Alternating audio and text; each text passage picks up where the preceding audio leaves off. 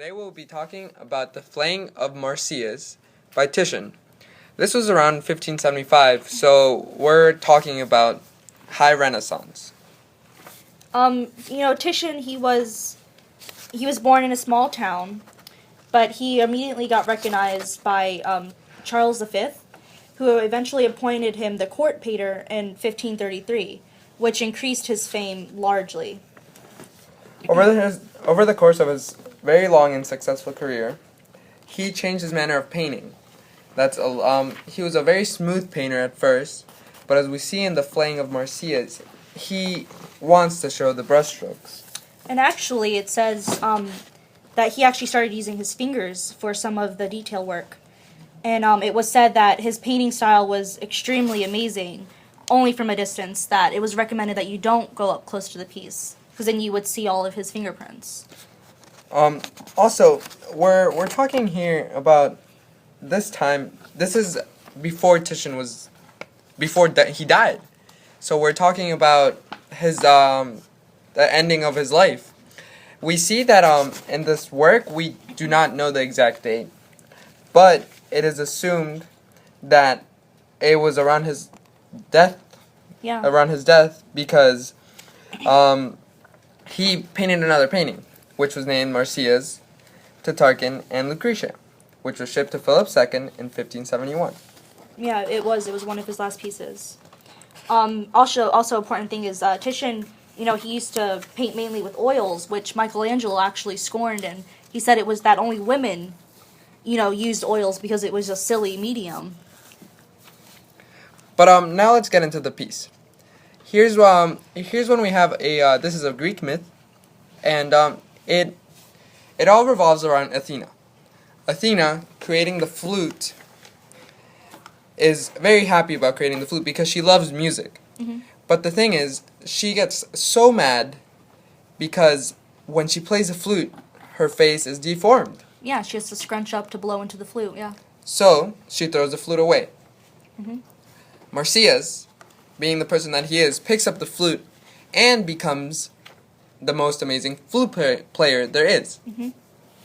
And then he, being as amazing as he was, he eventually challenged Apollo to a musical instrument battle.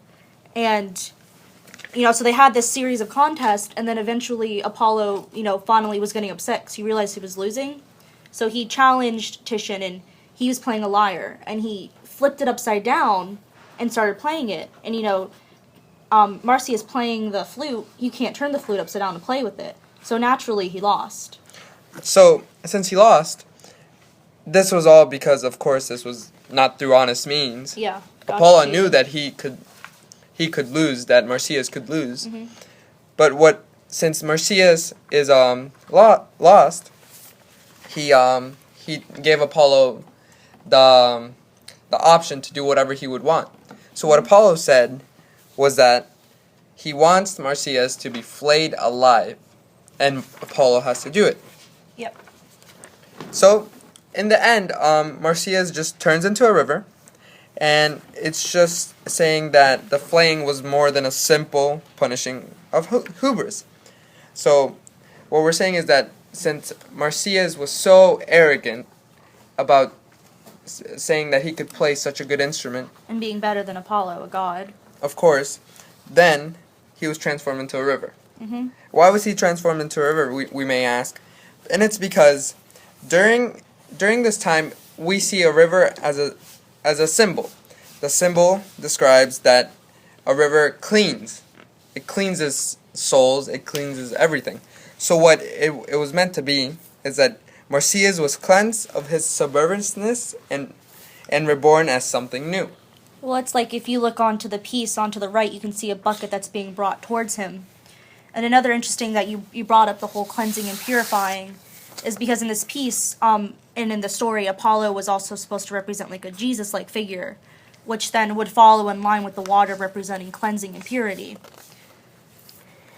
We also see Marsyas in the middle hanging, Mm-hmm. and is inverted with goat legs. What does this mean? Marsyas is a satyr, half man, half goat. Mm-hmm.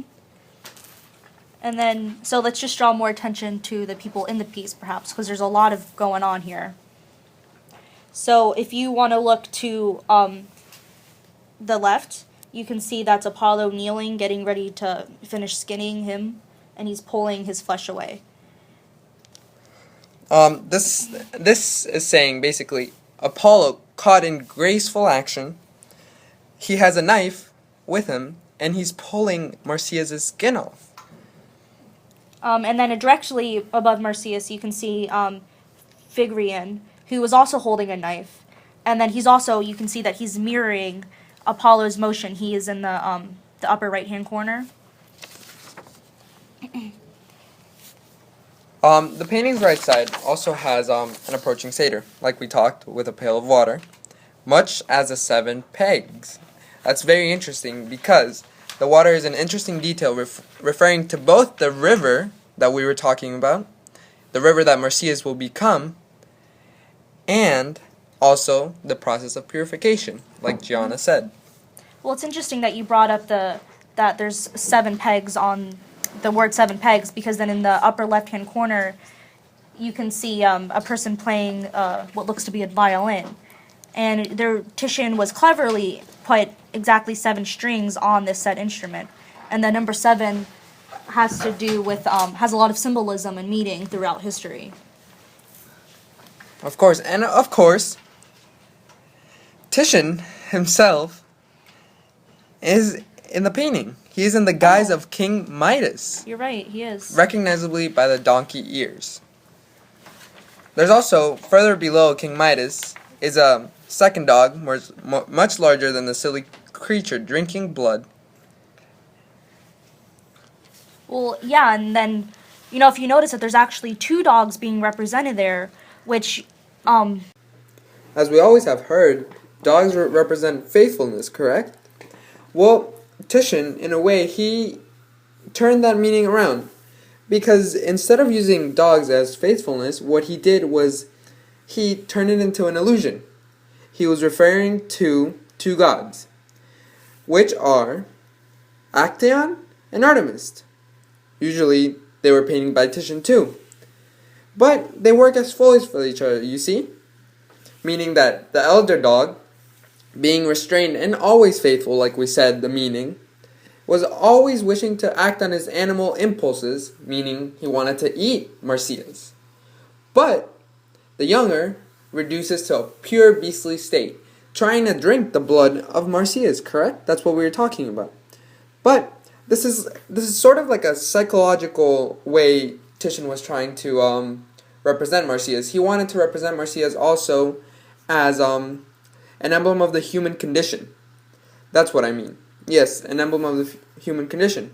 And he tried to push the painting by the brushstrokes, by the marks, to the point of human extent. That's what he was trying to do.